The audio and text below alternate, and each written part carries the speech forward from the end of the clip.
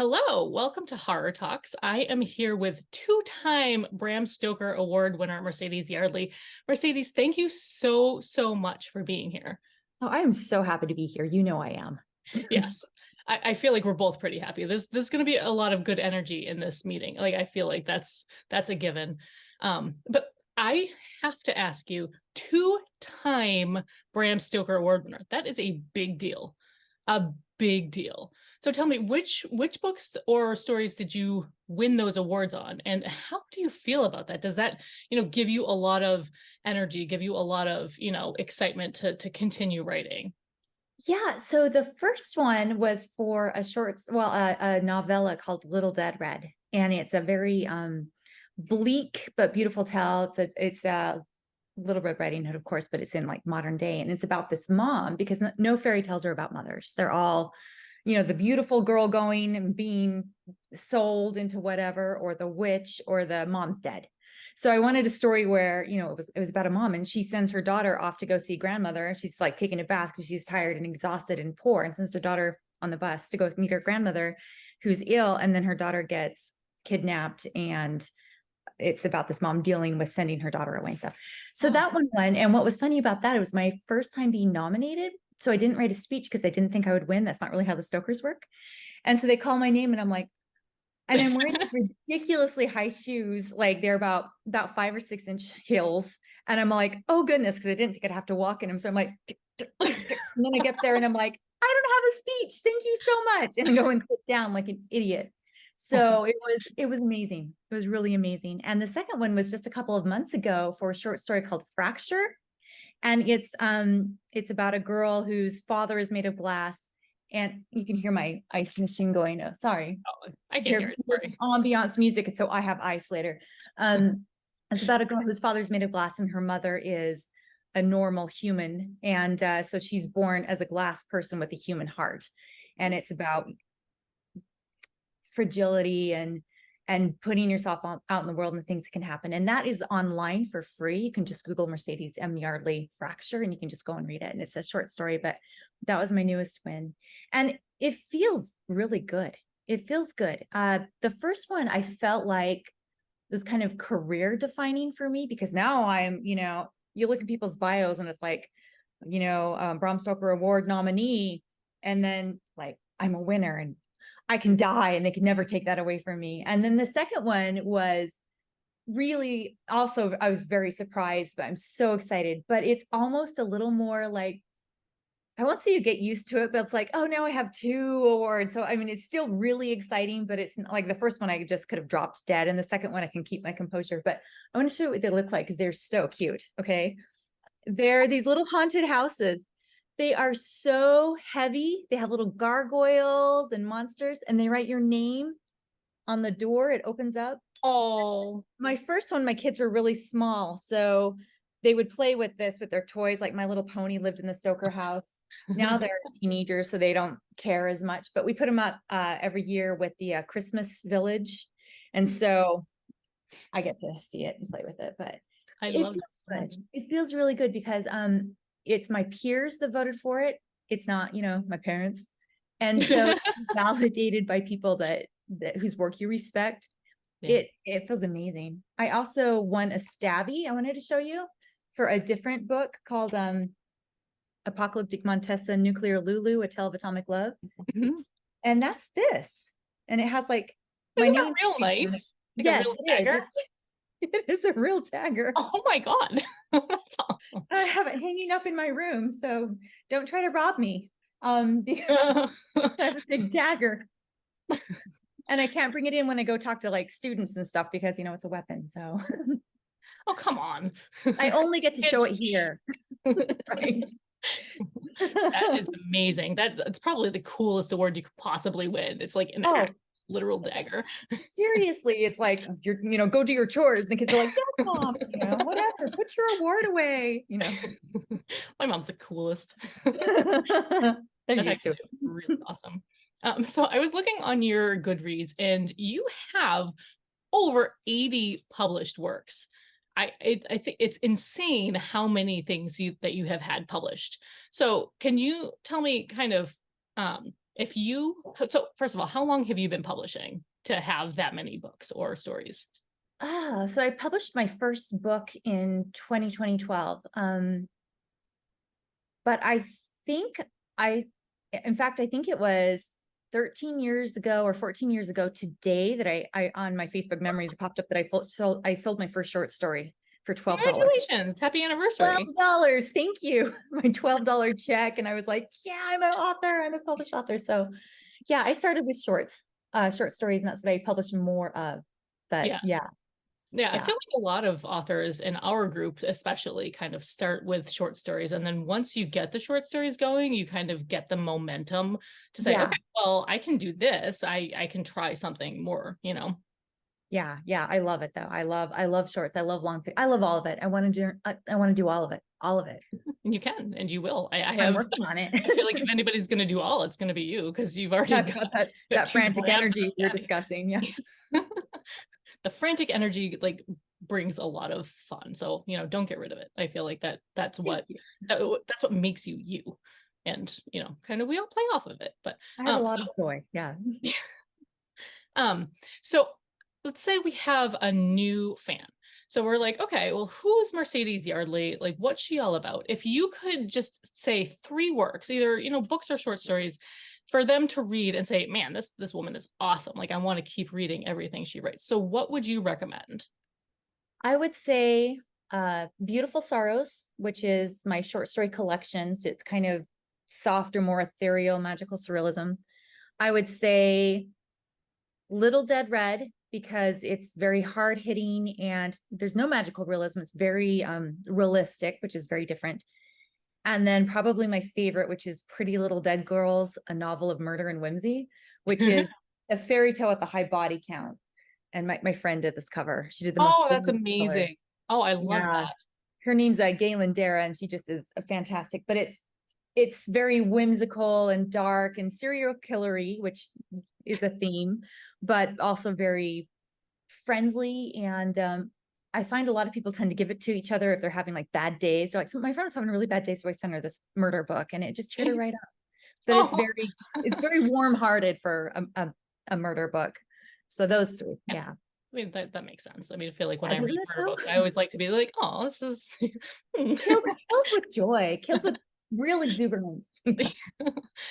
so I guess you've kind of answered already. So so serial killers you've mentioned, you know, magical realism.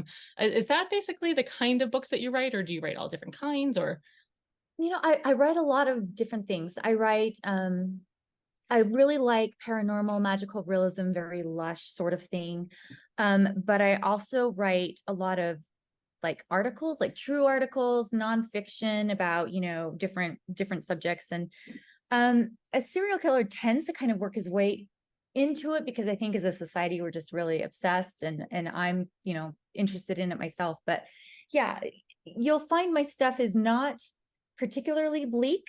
I don't like a lot of gore. That doesn't scare me. That's just biology to me. So that's not scary. I like the creep factor and the monsters being real or not, and yeah, I like creepy.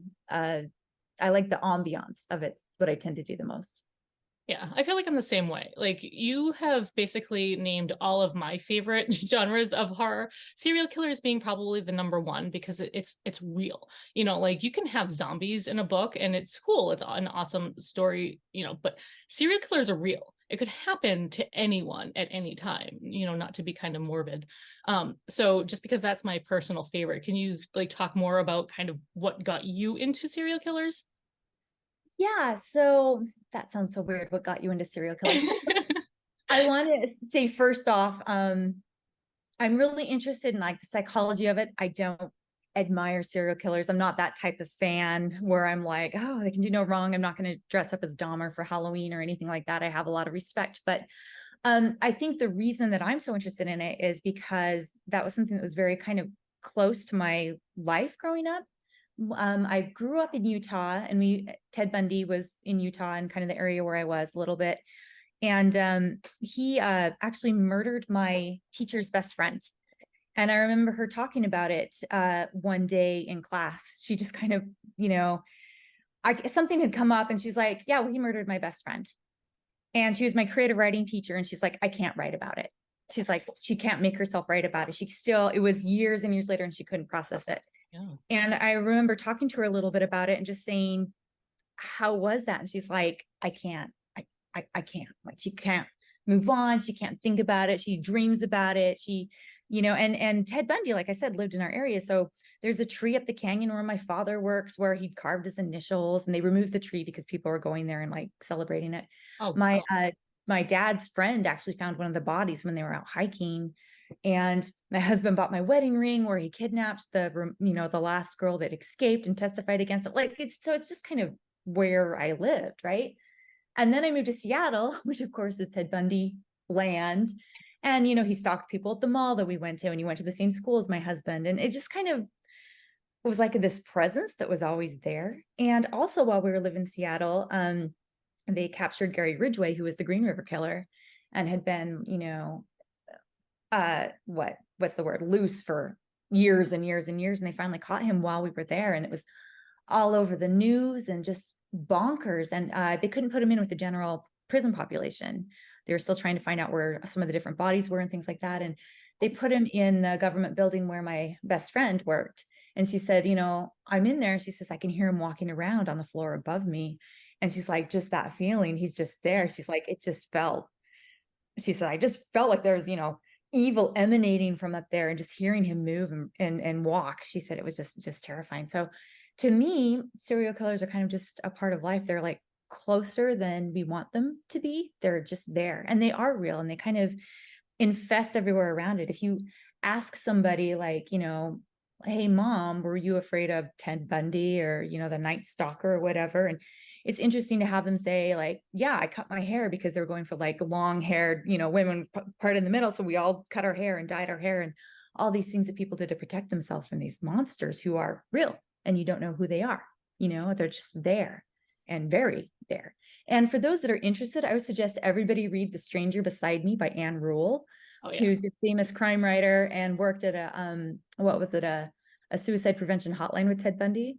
And the most chilling part in that whole book is when she's like talking to him and she says, I'm afraid for my daughter. And he looks at her like she's bonkers and says, your daughter's not going to be hurt. No one's going to hurt you. This guy's not going to kill your daughter. Your daughter's safe. And she's like, how would you know? And he's just like, pretty sure your daughter's safe. That just chilled me to the bone when I read that. Oh my God, that's insane. It is insane. Tell me about your cat really fast. Oh, sorry. This is Nacho. He's been living with me for about 2 months. He's I think 8 months old now, and he is Beautiful. the sweetest little nutcase I've ever met in my entire life. I love them. My husband's allergic, so I have to live through others vicariously. So I'm No, like, oh, that stinks. I wouldn't survive. I looked for a place specifically that allowed cats. I didn't realize he didn't realize he was allergic until after we were married. And I was like, here's our cat. And he's like, what? No, what? So They have medication for that. they do. And it didn't work for him. He tried valiantly. Oh no, I'm Valiantly. sorry. That stinks. Well, I'll tell you all about Nacho after We'll the have a interview. conversation later. Because we have so many like really cool things to talk about. So you mentioned that your friend worked kind of in a home underneath Gary Ridgway. Like that's insane to me. But you told me before this interview that you used to work for a home for sex offenders. Like how scary is that? It was terrifying. And what was worse for me, it was a male juvenile sex offender. So they started at age 13 and went till age 21. And I got hired on, you couldn't work there until you're 21. So you're the same age as like half of these kids. And you're like, okay, I'm in charge of you. Don't assault me, and it was like reading their file and, of course, privacy issues and things I can't share and stuff. But like one of the kids didn't even drive yet because he was too young and he had over 96 victims. And it's like, okay. And then when they get out, the records are expunged because they're youth and you're not going to know. And there they go. And, it's, you can't say anything about it. If you see them on the street and it's scary. It was very scary. I cut my hair short and gained 30 pounds and I didn't realize that's what I was doing, but tried to make myself as unattractive as possible. And it doesn't matter. There were 40 guys that worked there and 3 girls. And I was the only one that worked with them that wasn't a teacher in school. And so it was scary. And they were violent, a lot of them. And some scary things that happen there. But I'm trained to take down and restrain an adult, a 21-year-old man. So that's good and important. And, Yeah. but I still take precautions when I'm walking around at night and things like that. But I actually have a story about a coworker who worked at the same home that I worked at. And then I went and moved to Seattle, and he ended up leaving that home and going to a different home, a different youth home. And he was murdered shortly after by one of the kids with a baseball bat. The kid just ganged up on him, and there's protocol, and they didn't follow protocol. He was the only staff at home with these certain kids, and shouldn't have been. There should have always be at least two, and they killed him. And I got the news, and we'd only been living in Seattle a couple weeks, and they were like, "Hey, I got this phone call, so and so has been murdered, and this is what happened." And I had just seen him a couple months before, and it was brutal. I still have trouble processing that. It was a very violent place to work. It was very interesting. It kept you on your toes. There were good things about it, seeing the kids when they wanted to improve, seeing the good and the bad. But it changed me, changed how I looked at things, how I look at people, Well, I how I love look at characters. Yeah. yeah. I love how you have that kind of outlook, because most people like hear, home for sex offenders, and you immediately go to the judgy end of things, like, okay, well, they're in court, like, you can't change them, they're going to be that way forever. But it's really kind of uplifting knowing that people are in there that really, really want to improve themselves. So honestly, that makes me feel a little bit differently. It makes me, appreciate that a little bit more. So Yeah, no one's born that way. There's always something that affects or not nudges or isn't controlled, or so yeah, I would say a lot of them really regret it and didn't know any different. And of course there's some that make that choice because they want to hurt, but I would say a lot of them just didn't even know that wasn't normal. wow. Yeah. Imagine, you said 13 was the young. I can't Yeah, imagine a 13-year-old. Like, I just can't imagine it. But that's what those homes are for, really, to kind of rehabilitate people and exactly. put them back out into society. So good for you for being able to work there. And I think that's a really incredible thing that you're able to do. Thank you.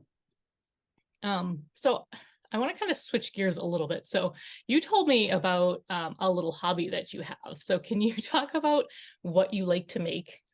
A lot of things, but we're talking about voodoo dolls. Yes. I I make the cutest little happiest voodoo dolls, and they're out of felt, and some of them have like heart fabric or star fabric, and I fill them full of things that like smell really good, and I give them to people, and they sell better than my books, honestly, because I'll have like a basket of voodoo dolls, like when I'm working a stand in my books, and they're all like, "Oh, I want these," and I'm like, "They're cute, but do you also read?" No, no one reads. But I also have books. I love it. They're really fun. I actually gave one to Lisa Loeb. Do you know the singer? She Yeah. sings today. So Wow. she was at a book festival, and I was like, "Hey," and so I gave her my Pretty Little Dead Girls. I made a little voodoo doll that matched out of with hearts, and I was like, "I'm a stranger. Would you like this darling voodoo doll?" And she's like, "Why, yes, and I would love this book." And it was like she just accepted it with so much grace. But I mean, they're cute. They're really sweet. I mean, you can tell they're sweet. And I don't have the kind of countenance that's like, "I'm giving you a scary doll." So I make those too. But yeah. Oh, you make scary dolls too. Do you ever use them for, like, okay, well, I No. need to get revenge on this person. So Nefarious purposes, no. But like I said, I do fill them full of things that smell good, and like chamomile, and send them to my friends that are stressed. And they're little sachets they can put under their pillow that will make them feel better. So and do you sell them anywhere? So like somebody watching this, would they be able to buy one? yeah, just contact me. Yeah. Yeah, I that's just, yeah, awesome. just contact me on Facebook or whatever, and be like, "I want a doll." And I'll be like, "Yeah, sure." So I do, cats and bunnies, and I can make them look like you. I make them look like characters. It's just whatever I feel like. Oh, It's just I love fun to that. sit and sew when you're watching a movie, or, that sort of thing. Okay, well, I think that's something that I'm gonna have to. I need a voodoo doll, like a good feel voodoo doll for my Yeah. to, all right. I'm gonna, Sunny yellow ones yeah, with daisies. Yeah. or green. I want a green one. No, it's Okay, fine. I can get a green one. I'll make you a green one. It'll be a joyful doll. Yeah. Um, So another interesting fact that you had told me before was that you actually are a Sunday school teacher as well. Yes. So I'm very curious. So you, on one hand, write horror. You make voodoo dolls, but the voodoo dolls aren't really negative voodoo dolls. So Right. how do you kind of balance, like on one hand, really kind of creepy themed, but then on the other hand, you have a lot of faith too. So just Yeah, a lot of people. Well, it's interesting how many people of faith write horror. Actually, there's a lot, and I think it's because a lot of us are raised with like good versus evil, and we believe in the good and the evil, and we believe in things that are kind of paranormal, and so we write really good horror because we're not mocking those things. We're like, yeah, if you ever read like a good exorcism story written by somebody that believes in exorcism, it's a lot more powerful than someone that's like, and then we, go through the rote, doesn't understand, doesn't believe. But I've always kind of been a dark little girl. It showed up a lot more when I lived in Utah, which was difficult. Now that I live in Las Vegas, people are more accepting of, Mohawks and things that are a little off kilter, but they've never I don't have problems with what I write. I don't write things that make me feel bad or that I feel are like, I mean, I write a lot of creepy and scary and things, but I don't write things that make me just feel like, oh, I don't write it. Um, but it's people at church. I work with youth, teenage youth mostly, trust me with their kids. So, and they know what I write, and a lot of them read my books. And when wow. something new coming out, wow, and uh, I think it's not a bit as big of a change as people think. But it's interesting because we'll have like, someone from the church come into our house, and I have skeletons everywhere that I paint and draw and whatever. And just like, and they're just like, okay, that's just how it is. And I go by Miss Murder. My maiden name is Murdoch. So I've been Miss Oh, Murder since I was a kid. And so it's like, oh, Miss Murder, I really like your skull thing. I saw your horror thing out. I'm so happy you're doing all these scary things. Now let's go to the church potluck. And we're all multifaceted. So it's just another facet. Yeah. love to be named Miss Murder. That's amazing. I love Yeah. that so much. Um, It's so memorable. People can't remember my real name, but they can remember Miss Murder. And I'm like, oh okay, yeah, they're never I'll gonna forget respond. Murder who paints skulls and writes, horror. Yeah, yeah. Um, so kind of changing gears a little bit. So out of curiosity, when you write, do you ever base any of your characters on people you know? Yeah, I do. Some loosely, some not so loosely. So in my last book, my latest book, Darling, that came out last summer, it's a Southern Gothic novel, and it's about a woman who was 16 years old and found out she was pregnant, and she and the father of the child leave this like small town Louisiana and escape, and the child is born disabled, and so the husband leaves her because he's like 17, 18. The disabled child is more than he can handle, and just leaves her flat, and so she's trying to survive with this child that has a disability. And I base that child on my own son, who is 20 now, and actually I'm surprised he hasn't popped up for this interview because he has like a radar for when like we need to be really really quiet, and suddenly he's like, mom. But he has Williams syndrome and he has autism. And it's kind of funny because Williams and autism are kind of polar opposites. Like Williams syndrome is very engaging and wants that attention and wants that communication. And they speak like so much. You can't get them to stop. And autism tends to be, of course, a little more inward and not speaking as much. So he has both. And so he's kind of caught in the middle where he wants that engagement, but then he gets overstimulated and he wants to speak, but he can't speak as well as he wants to. And he's just a very, very, very sweet, very loving, complicated individual. So I wrote about him in this book. The character Jonah is just based on him, and just the story is something different. It's about bodies are turning up in this town, and she's forced to go back to the town that she fled from. And she has her son and her little daughter, and bodies are turning up. And while she's there, her daughter goes missing. Like children's bodies are being found, and then her child goes missing. And so I just I just wrote about him as he is, just as he was at that age. And yeah, so that's 100% him. I love that. So it's really hard to find characters who represent people other than your like normal stereotypical kids, like fully functional. So out of curiosity, like, do you know why it's so hard for people generally to write about kids with disabilities? Yeah, I'll tell you 100% why I think that is, because we're afraid. We're afraid because a child with a disability can't write about themselves.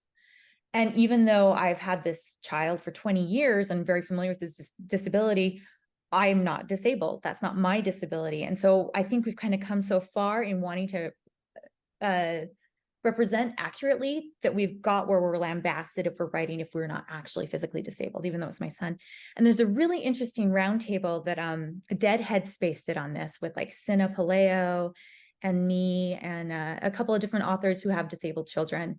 And we're all talking about what it is and how we as parents are scared to write about it because we're afraid of the flack we're going to get. And I think that's terrible because, Huh. but we get the flack. We get the flack. In Darling, I wrote about my son. It's his disability. And one of the feedback things that I received was like, this woman put a disabled child in as a plot point. And she doesn't even say what the disability is. So obviously she has no idea about disabilities. She's not familiar with disabilities at all and has overreached. And, I had some things I wanted to say to that. I had some responses that I wanted to respond with. And of course I didn't, but how dare Yeah. someone, I am so deeply entrenched in my son with his life, with his schooling, with his therapies, with all these different things. How dare someone just guess that I don't know what I'm talking about? And so that's why we don't write about it. And we should. We need to be braver. And I think we are being braver. And we're just letting those people do that criticism and tear us down and take those attacks. And we're just taking it because it's more important to represent, I Yeah. think, than stay silent and save ourselves. Yeah, absolutely. Like the more you have characters who are against the norm, the more you kind of understand what they're going through. Like I wonder if that person who reviewed it knew somebody who had a disability with a completely different disability. So in their head, that's really the only kind of disability that they know. And so they're like, well, obviously you know nothing, and I know much more about this than you do. And first of all, fuck you. I'm sorry if you do not like that language, but you can't just assume things like that about people. I think their heart's in the right place. They want to stand up for the community, but they're attacking members of the community. Like, you know, I'm sorry. I know what I'm talking about, and I'm not going to back down from that, but it still doesn't feel good at the end of the day to have somebody attack me and attack my, what I'm doing and my reasons for things. Yeah, exactly. It's I'm sure much harder to do than to just say. So for me to just be like, oh yeah, well, don't listen to that, I'm sure for you it's so personal. So the fact that you didn't respond, like, I have a lot of respect for that. I'd be like, I'm like, screw you, like, you said what about my son? Like, and my sweet husband, he's so calm. He's like, they don't know Nico. They don't know your son. Why are you reading reviews anyway? Why are you? And it's like, okay. that's going to be the hardest part. Like I would be all over the reviews, and it must be so because I'm sure you get like a ton of really great positive reviews, but it's the negative ones that stay with you, I'm sure. That's being human, right? Um, so just so you know, so I don't have the fancy Zoom that lasts for more than 40 minutes. So we have about 7 minutes left. Okay. So I do want to ask you one final question. So you had mentioned to me before the interview that you have your own personal struggles that you kind of wish were more visible. So can you talk a little bit about that? Yeah, we were talking about mental health and the stigma behind it. I, like a lot of creatives, have clinical depression. And a lot of us do, right? And anxiety and PTSD related to my son and how he was ill all the time and his heart would give out and his lungs would stop and he stopped breathing and went into kidney failure and broke his leg, and you can't have anesthetic or anything like that, so that to reset it without numbing him and all sorts of things. And I'm being vocal about it because for a long time, especially kind of as a member of a faithful community, you're supposed to just, pray to God and you're feeling better, or you're ill because you're sinning or whatnot. And I decided to be more vocal about it to kind of help erase that stigma.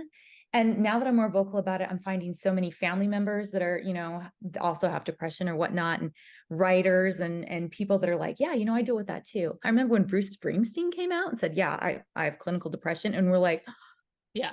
what, Like, Bruce he's living the Springsteen? high life. Like, how is that? Yeah, and he's such a man. He's so masculine, and you men especially don't say that they're, don't talk about emotions, and opening that door and kind of letting that out just kind of normalize it for the rest of us that we're feeling like, okay, well, everyone's fine and I'm not. And I think there are a lot of us that are dealing with it, and you can deal with it. There's treatment, there's medications, there's things to do, there's breath work, there's therapists, there's all sorts of cool things, and you're not abnormal. Your Yeah. brain might be off, your biology might be off, trauma happens, but you're not abnormal. There's nothing wrong with you. There's nothing that can't be bridged. So Yeah. So I also suffer from clinical depression and anxiety. I know, like, the two of those things are they so, should cancel each other out. yeah, exactly. You'd think that they would. That's what keeps me functioning, I guess. Like, I'm too anxious to like quit, but like, you know That what I might be mean? me too. Yeah, but like I understand. So it used to really get to me personally. So I lived so many years of my life where I was just like, okay, well, this is how I am. This is just how, I'm just gonna die this way. And then there got to a point where I'm like, wait a minute, like, I think I'm kind of a cool person. I want to be able to live a life like everybody else is living. And so that's when I started, going to therapy and started kind of working on myself. And it really is like, it's night and day when you know what resources are available to you. So I agree, it's such an important thing to talk about. And I love that you wanted to kind of bring the representation to, people who are watching this interview. So thank you very much for that. Yeah, thank you for sharing that about yourself as well. I'm also part of the HWA like mental wellness committee as a sensitivity reader. So they're focusing on, talking about mental illness in a more realistic light than like the bad guys. Oh, here comes my kid. Oh. Oh, we're good. He's going to the other room. He's like, Oh, "What are you doing, Mom?" And I'm like, "Nothing." I think you're just sitting here. That's what I do. Just talking to myself. um, that is very cool. We only have a couple of minutes left. So I just wanted to mention, so you are being very, very generous, and you are offering 2 books to kind of auction off to people who watch this interview. So we're going to have 2 questions that they're going to want to answer, questions that have already been answered in this interview. But if you happen to just skip to the end looking for the answers for the questions, so the first book that you're giving away is the one that has your son as kind of an inspiration. Yes, so Yes. Darling. So the question for this one is, who is one of the characters based on? And so the answer is your son. And then the second book, we're gonna actually ask the question, which you can just name one of the 2 serial killers kind of that you have a connection with. So you are offering off Apocalyptic Montessa and Nuclear Lulu, which is the coolest Yes. A title. Tale of Atomic Love. Yes. That is fantastic. So you're going to autograph those for the winners. Absolutely. Um, Absolutely. so if you're watching this and you would like to enter, do not put your answers in the comments. Please send me a DM, and then I am going to just randomly select somebody who answered those. So I want to thank you so much. I thought this interview was so interesting. You have so many interesting things to talk about. I cannot wait to read your books. And now that I have 3 to kind of have it as a starting point, you and I seem to have a lot of things in common. So I'm very excited about that. Thank you. Is there anything else that you kind of want to plug before we go? I think we have 2 minutes left. Okay. Yeah, I would say the book of horror people should keep their eye out, because there may or may not, some of them get something from me in the future. And I also wanted to let you guys know, and I'll give you the link to this. We turned Pretty Little Dead Girls into a graphic novel, and I have like a Cool. free PDF for anybody that wants to read the first volume of it, because it's just a lot of fun. And the artist is Orion Zangara, and he's just amazing. So send you the link, and they can just download that and read it for free, just for fun, for kicks. That would be amazing. I can't wait to read that. I've been trying to get into graphic novels too, so that is definitely This is the way to do it. It's dark but lovely, Okay. That's the whole like aura that I'm getting from you. Dark but lovely. Oh, Mercedes, thank you so much for this. I'm going to post this, and I hope so many people read it, because you're such an interesting person and you give off such amazing vibes that it just makes me want to absorb everything that you do. Well, it is a pleasure to meet you. Like, I just enjoy you. You're a gem. So like, we'll have to talk. Yeah, I was gonna say we're new friends. We're best friends now. We share a cat now. I don't know if you knew that, but Oh, not just now your cat. I might have to send him to you because he and my actual like older cat they don't get along. oh I might have to send him your way. no, he can have some chicken goop out back. Just stay Oh, away from okay. my husband. Those chickens have no chance then because he's an adventurous cat. So, well, thank you so much. We only have like a few seconds left. So Okay. I'm going to say goodbye now. I'm very bad at goodbyes, so I'm just going to say goodbye. And thank you so Bye. much. Nice to meet you. You too. Right.